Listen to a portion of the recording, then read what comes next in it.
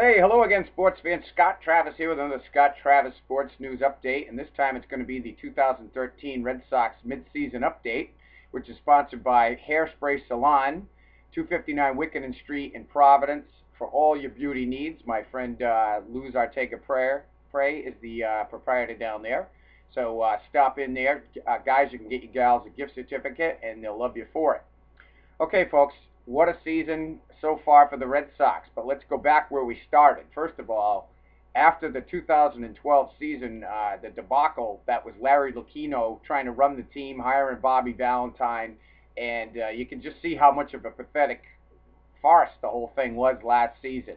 And I think this season coming in, you got to credit Ben Cherington and his front office staff for insisting and finally getting John Farrell, the right manager for the job, obviously. And I think the way the whole organization seems a lot more in sync. We've got good management from the top down, and the Red Sox went out and brought in all the right players, character guys. And I've said it before. If you follow my page on Facebook, Scott Travis Sports News, I've said it a few times. The Red Sox, the biggest compliment I can pay them is that they remind me a lot of the Bruins. They're a lot of good teammates, guys willing to step in, guys willing to play limited roles, but they're ready when they're called upon. They all support one another.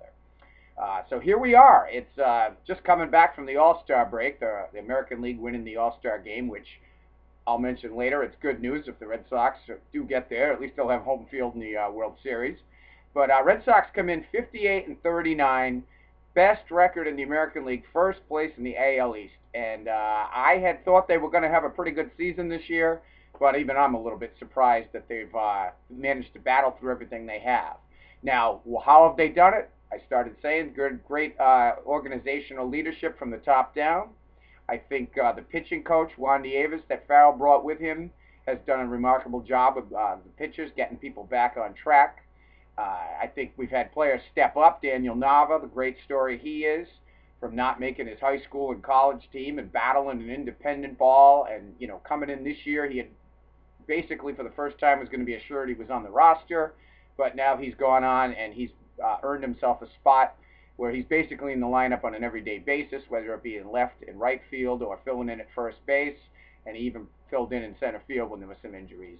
So Daniel Nava, and he's hit no matter where he's played great ball. He's the kind of ball player the Red Sox need to be a cog, and he's done that. And Jose Iglesias, everybody knew coming into this year, he was a slick fielding shortstop. This year he's expanded his game. He's shown he can play any infield position, third base, second base. I mean, the kid's got great hands, great instincts in the field. I don't think there's any thing he can't do in the field. And then a little bit of work with Dustin Pedroia in the offseason on hand-eye, and all of a sudden the kid's hitting 375 after being well over 400 for most of the way. So two good surprises there that maybe you didn't see coming, where these are guys playing big roles. Also, John Lackey bouncing back after a couple of bad seasons and having to have Tommy John surgery with the elbow tear and sitting out last year and coming back. He's lost some weight. He's kept himself in great shape, seems to have a much better attitude, and he's been one of the Red Sox most consistent starters all season long, and hopefully will be one of the main starters down the second half of the season as we go down the stretch. David Ortiz, after coming back a little bit late from the ankle injuries of last year, has missed the first 20 games or so of the season, but has come on and been hitting strong, doing what Big Papi does, which is provide good, solid clutch, from the number 4 hole hitting that the whole team benefits from. And you got to like what you've seen from him. Koji Uehara was picked up. He's been a great 8th inning late guy. He's filled in his closer when necessary of late. And just a great attitude. He's fired up. He gets everybody fired up. And I think that's the biggest difference you notice if you watch the Red Sox this year. The whole bench is into the game.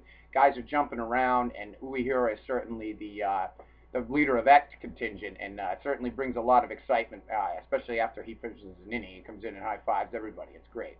So in case you haven't been watching the Red Sox and you're a fan and you're angry about last year, it's time to start watching it. Shane Victorino has come in. He's not a superstar anymore, but he's played a great right field. He's made a lot of great sliding catches. He's figured out how not to run into the walls. He's done that. He did that earlier in the season, missed some time with different injuries sustained from running into the wall. Two or three hard hits he took, which led to some back and rib injuries and soreness and shoulder. But he's been a great pickup. Brock Holt came over from the Pirates in the offseason. He's come up and played a good third base when we've needed somebody to play some third base after the Middlebrooks thing, and I'll get to him in a second. Jacoby Ellsbury started a little bit slow, but he's starting to come on. Word is that his shoulder was still recovering from some injury, and now he's finally hitting his groove. And he's in a contract year, so whether he stays with us or not, he should be motivated to perform well.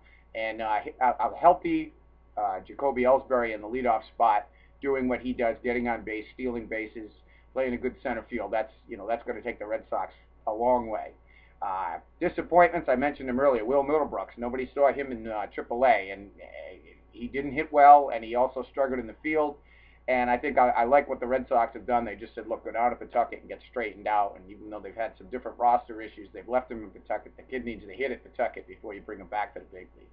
Shown flashes of promise last year, and has power, but you really need this kid straightened out. There's no reason to have him struggling. The Red Sox are in a pennant race, so we need the best players on the field, and I think the Red Sox and John Farrell have done an excellent job of noticing who's playing, upping playing time for some people, limiting it for others, and it's worked out great. Stephen Drew, again, the question is, why was he even signed at $9.5 million for 1 year? He's hurt again. He missed time early in the season with a concussion. Now he pulled a hamstring, running the bases. Bottom line, he's a Drew. He's going to miss a lot of time. He's making a lot of money. But I say to the Red Sox, don't compound the mistake. If the guy's not your best player at short, and you're not going to be benefiting by having him at short and Iglesias at third, sit him on the bench or get rid of him or just release him. Trade him, eat the salary, whatever. Don't play the guy if he's not your best player. You don't need him. He hasn't hit. He's been hitting in the 220s the whole season. Plays an adequate shortstop, but he certainly should not play ahead of Jose Iglesias or even from what we've seen from Brock Holt. So that's what I think about Drew. Andrew Bailey has had some moments. He's looked good. He was closing some games, but he's also blown some saves, and he's struggled. So he's lost his closer spot, and we'll see. I think he's a couple of outings before the All-Star break. He looked a little better, and they're probably going to try and get him back into that closer role because the guy they had traded to get to be the closer, Joe Hanrahan, went down early with elbow problems, and he's gone for the year, needing some Tommy John surgery. So the Red Sox have just, it's been next guy up. Hanrahan was ineffective. Now he's done with Tommy John. Andrew Miller was starting to get it together, having a good season, and then stumbled, gotten off the mound to go back up a home plate, a third on a play, and broke his ankle. So he's done for the year. So the Red Sox will need to continue. They've brought up some people. Guys I'd like to see a little more from in the second half. Johnny Gomes, he's had some key hits, some walk-off. He's made some good plays in left field. But his overall power against left-handers, which he was brought into play, he hasn't really hit them that well. So we need to see more out of Johnny Gomes. We like his attitude, though. He's one of those team guys they brought in. I love it. Like what he brings. Mike Napoli, another guy they brought in. He's had some moments. He's good, solid. These guys are dirt dog kind of guys. They're like Pedroia.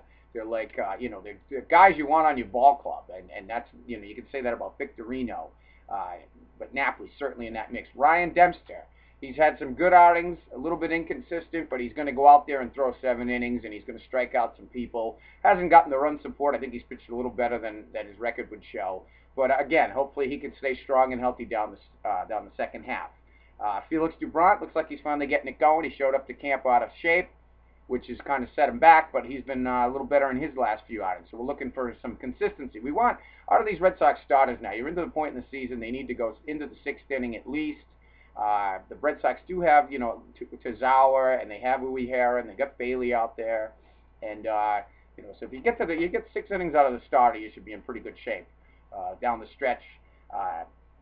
Brandon Workman came up and had a nice start. His first game had a no-hitter into the 7th inning. He's a guy I think they might look. I was looking into that today. It looks like they might try and look at him as the Justin Masterson of this year, where he goes down, maybe can work a little bit out of the bullpen, or he's a spot starter, because they're going to need that guy down the stretch if they don't end up making a trade. Basically, what the Red Sox should be looking for is come out of the gate in the second half. They open with 3 games at Boston against the Yankees, and they got the Rays and the Orioles. So you start out with your AL East. Sox need to come out of the break ready to play, try and win 6, 7 of those games, keep the lead in the East where it is, keep these teams behind them, play good ball. Again, if it gets the trade-in deadline coming up, Ben Cherington needs to look at the roster. Clay Buchholz is still having setbacks and soreness and shutting himself down, and we're not really sure what we're going to get from him. He's 9-0 when he's pitched. with a great ERA, but he's been, out of the lineup now since June, and now they're not talking about him being back on the big league roster until August. So Cherington probably will take a look around, see what he can pick up. A good, solid veteran arm maybe would help. And then again, like I said, if he gets a starter, they can use Workman maybe as a bullpen guy. If he gets a bullpen guy, then you've got Workman to back up as a starter. So I think that's what they need to do. They was talking about looking at Michael Young. I think he'd be a great veteran guy looking to win, come into a winning situation, can play all four infield positions, DH, solid veteran, always plays solid, good numbers, good in the field, good everywhere. So that's what I think is going on. The Red Sox, I look for them to continue. I think this is a group of guys that know how to win and are winners, and that goes a long way. That's where the walk-off wins come in. They've had 8. That's where everything happens, is when you expect to win and when you're down a few runs and you think you can come back and guys are pulling for one another. That's what you get. You get winning baseball or winning in any sport. But like I said, this team reminds me of the Bruins. It reminds me of a hockey team, and that's going to bode them well down the stretch. So that's what I'm looking for the rest of the second half. I think the Red Sox are going to be right in this. They've played themselves into a good spot to start the second half. First place, like I said. And now all they have to do is just play good baseball, get things in order. John Farrell figure out who the best players are to use where and when. He's done a great job of that all season. So we'll look for that down the stretch. And stay tuned, folks. Besides this update, I'm coming at you. I'll be doing my Bruins off-season report. They've had their development camp, the draft, the Tyler Seguin trade. All that stuff's been going on. We'll be talking about that. And I'll also do my Celtics off-season report. Will be coming at you as well. And for all the latest info every day, folks, I do a job of gathering everything up and putting all the headlines on my Scott Travis Sports News page on Facebook. So that's a place if you want to go, and that also comes through to Twitter, which is at Scott Travis SN. So I post all the big stories of the day, what's going on, what I think about different things, what you should keep an eye on, and those are great places to follow your local teams, Red Sox, Bruins, Celtics, Patriots. I throw my NASCAR in there, some college football, whatever the key sports are for the day, and what us local diehard New England fans are interested. You're going to find information. Pawtucket Red Sox, Providence Bruins as well. So that's where you want to check it out. If you haven't already, go to my Facebook page and like it. Again, it's Facebook, Scott Travis Sports News. Thanks for watching. I'll be talking to you guys soon. Have a good day.